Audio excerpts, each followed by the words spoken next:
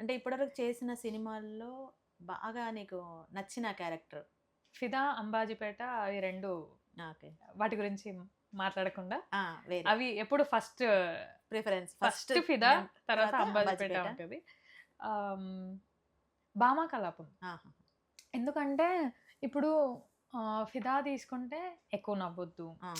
చ కొంచెం హ్మ్, ఏమంటారు బార్డర్స్, లిమిటేషన్స్ ఉన్న అమ్మాయి. అతిగా నవ్వదు.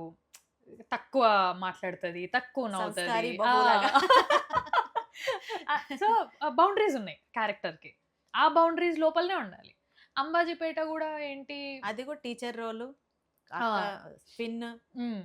అంత ఓపెన్ గూడా అవ్వలేము. అవ్వదు. ఒక రెస్పాన్సిబుల్ టీచర్ స్కూల్‌లో ఉన్నప్పుడు రెస్పాన్సిబుల్ టీచర్. అవును. స్టూడెంట్స్‌ని కంట్రోల్ జేయాలి. హ్మ్. తమ్ముడు దగ్గరున్నది వేరే. వేరే. ఇంటికి కూతురు గాబట్టి ఆ రెస్పాన్సిబిలిటీస్ వేరే. అవును.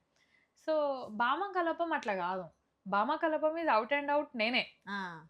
ఓపెన్‌గా నేనే అది. బాగా అల్లరి పిల్ల.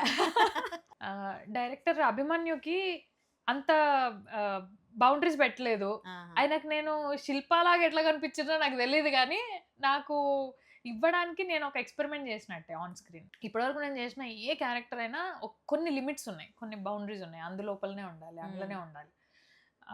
కానీ శిల్పకి అట్లా లేదు. గట్టిగా నవ్వుతదామె ఎక్కడున్నా సరే. ఆహాహా! అరుస్తదా, అరిచేస్తది. అది ఏ సిట్యుయేషన్ అయినా దొరికిపోతామన్న సిట్యుయేషన్ అయినా కూడా గొంతు పెద్దది. అరిచేస్తది. అరిచేస్తది. నవ్వడం నవ్వేస్తది. అమ్మో! నలుగురిట్లో ఉన్నాం చిన్నగా నవ్వాలి అట్లేమి ఉండదు. సో, ఔట్ అండ్ ఔట్ నేను మొత్తం పెట్టేసినాను. ఇంక ఓపెన్ బోర్డ్. యాక్షన్ చేయనక్కర్లేదు అక్కడ. కదా! అంతే. యాక్షన్ చేయకుండా కాకపోతే ఇలాగుంటే సహజంగా ఉంటే సరిపోయింది.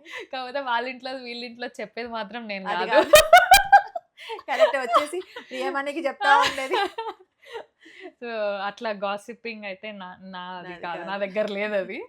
కాకపోతే యాహ్! మొత్తం మొత్తం లిమిట్స్ లేకుండా పెర్ఫార్మ్ చేసిన దాంట్లో నేను ఎంజాయ్ చేసిన క్యారెక్టర్ అది. 'భామ కలాపం'. 'భామ 'భామ' కలాపం'.